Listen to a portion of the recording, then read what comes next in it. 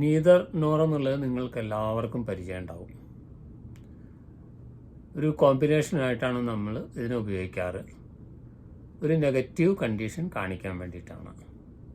അല്ലെങ്കിൽ or choice involving 2 or more items, 1-2 ഐറ്റംസിന് ഒരു ചോയ്സ് ആയിട്ടാണ് നമ്മളത് ഉപയോഗിക്കാറുള്ളത്. I like neither tea nor coffee. I like neither tea nor coffee. എനിക്ക് ചായ ഇഷ്ടമല്ല, കോഫി ഇഷ്ടമല്ല. ഒരു നെഗറ്റീവ് കണ്ടീഷൻ പറയാനാണെന്ന് പറഞ്ഞില്ലേ മുമ്പേ. ചായയും കോഫിയും എനിക്ക് ചായ ഇഷ്ടമല്ല, കോഫി ഇഷ്ടമല്ല. അപ്പോൾ അതും ഇല്ല ഇതും ഇല്ല, അതും കഴിക്കില്ല ഇതും കഴിക്കില്ല. അതും ഇല്ല ഇതും ഇല്ല എന്നുള്ള അർത്ഥം ഇതിലുണ്ട്. ഇതിൻ്റെ കൂടെ നോട്ട് ചേർക്കേണ്ട ആവശ്യമില്ല നീദർ ചേർക്കുമ്പോൾ. അതുകൊണ്ടാണ് I like neither tea nor coffee. അപ്പോൾ ഇതിൻ്റെ ശരിക്ക് ഐദർ വെച്ചിട്ട് നമ്മൾക്ക് ഇതിനെ പറയാം. I don't like either tea or coffee. I don't like either tea or coffee എന്ന് പറഞ്ഞാൽ ചായയോ കാപ്പിയോ എനിക്ക് ഇഷ്ടമല്ല. മറ്റേതിൽ നീദർ എന്ന് പറയുമ്പോൾ ചായ ഇഷ്ടമല്ല, കാപ്പി ഇഷ്ടമല്ല. I like neither tea nor coffee. ഒരു ഉദാഹരണം കൂടി നോക്കാം.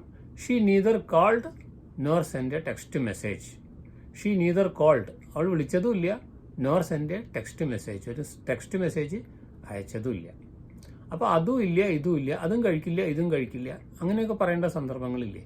അപ്പോഴാണ് ഇതിനെ നീദറും നോറും ഉപയോഗിക്കേണ്ടത്. ഒരു കോമ്പിനേഷനായിട്ടാണ് ഉപയോഗിക്കുക, കോമ്പിനേഷൻ അല്ലാതെ ഉപയോഗിക്കുക ഇതിനെ.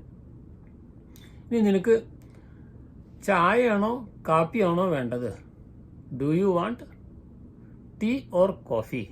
നിനക്ക് ചായയാണോ കോഫിയാണോ വേണ്ടതെന്ന് ചോദിക്കാനോ. Do you want tea or coffee?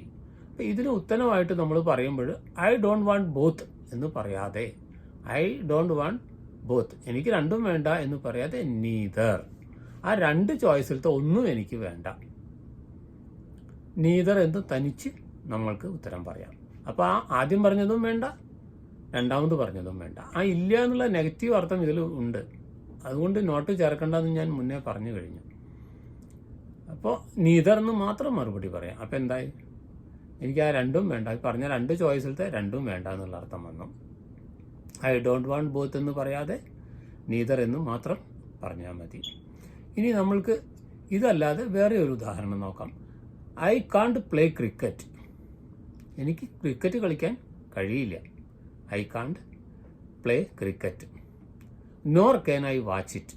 ഇവിടെ നീദർ ഇല്ലാതെയാണ് ഉപയോഗിച്ചത്. ഐ കാണ്ട് പ്ലേ ക്രിക്കറ്റ്, എനിക്ക് ക്രിക്കറ്റ് കളിക്കാൻ കഴിയില്ല. Nor can I watch it. Nor I can എന്നല്ല ഇവിടെ പറഞ്ഞിട്ടുള്ളത്, നോർ ക്യാൻ ഐ എന്നാണ് പറഞ്ഞിട്ടുള്ളത്. പ്രത്യേകം ശ്രദ്ധിക്കണം. ഇവിടെ നമ്മളെല്ലാവരും തെറ്റി പറയാറുണ്ട് നോർ ഐ ക്യാൻ, അത് തെറ്റാണ്. Nor can I watch it, എനിക്കത് കാണാനും കഴിയില്ല, താല്പര്യമില്ല എന്നുള്ള അർത്ഥം. അപ്പോൾ ഈ നീദർ കൂടാതെ നമ്മളിവിടെ നോർ ഉപയോഗിച്ചു, നോർ ഇല്ലാതെ നീദറും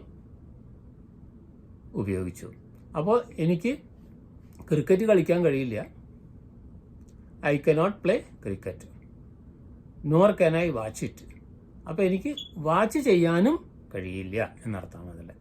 nor can I watch it, എനിക്കത് കാണാനും കഴിയില്ല, കാണാനും കഴിയില്ല എന്നുള്ള അർത്ഥം നോർ ക്യാൻ ഐ എന്ന് എഴുതി കഴിഞ്ഞാൽ വരും. അതാണ് ശ്രദ്ധിക്കേണ്ടത്. അതും ഇല്ല ഇതും ഇല്ല. അതുപോലെ തന്നെയാണ് I can't play cricket, nor can I watch it, എനിക്ക് കാണാനും കഴിയില്ല. ഇതാണ് നീദർ നോറിൻ്റെ പ്രധാനമായിട്ടുള്ള യൂസേജുകൾ. ഇനി do you want pizza or pasta? Do you want pizza or pasta? നിനക്ക് ഈ രണ്ടെണ്ണത്തിലത്തെ ഏതാണ് വേണ്ടത്? അപ്പോൾ ഇവിടെ നമ്മൾ ഐ ഡോണ്ട് വാണ്ട് ബോത്ത് എന്ന് പറയാതെ എനിക്കിതിൽ ഒന്നും വേണ്ട എന്നുള്ള അർത്ഥത്തിൽ പറയുമ്പോൾ നീദർ, ഈ രണ്ട് ചോയ്സിലത്തെ എനിക്ക് ഇതും വേണ്ട അതും വേണ്ട, അതിന് വെറും നീദർ എന്ന് മാത്രം പറഞ്ഞാൽ മതി. ഈ രണ്ടെണ്ണത്തിൽ ഒന്നും വേണ്ട. ഈ വീഡിയോ ഇവിടെ പൂർണ്ണമാവുന്നു. ആദ്യമായിട്ട് കാണുന്നവരാണെങ്കിൽ ചാനൽ സബ്സ്ക്രൈബ് ചെയ്യാൻ മറക്കരുത്.